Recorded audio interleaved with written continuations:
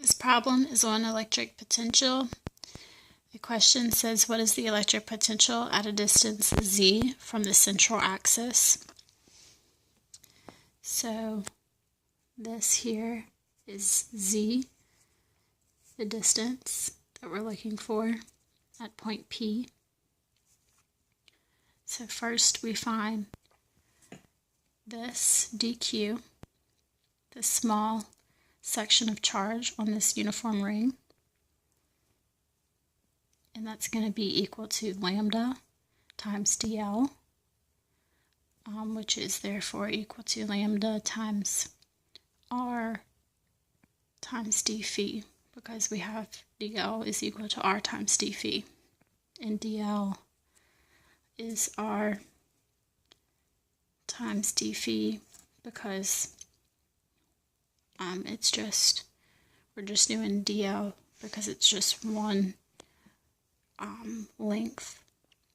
As you can see here, this kind of is like a triangle. It's just one little section of the ring as opposed to the whole ring.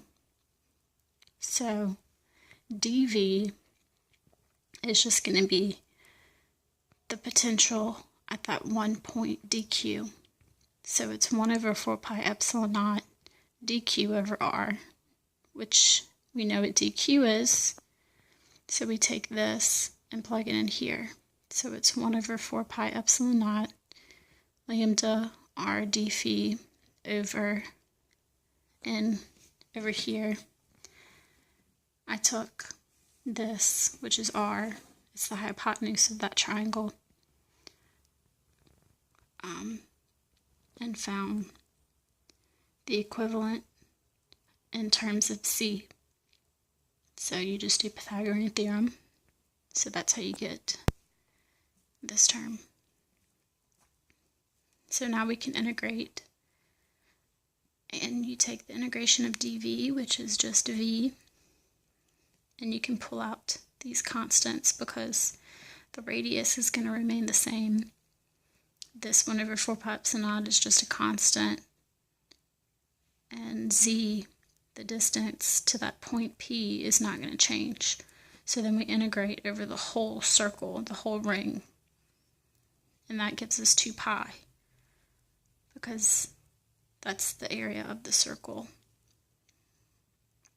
And so we know that Q, big Q, is equal to 2 pi lambda r, because that's the total charge on the ring.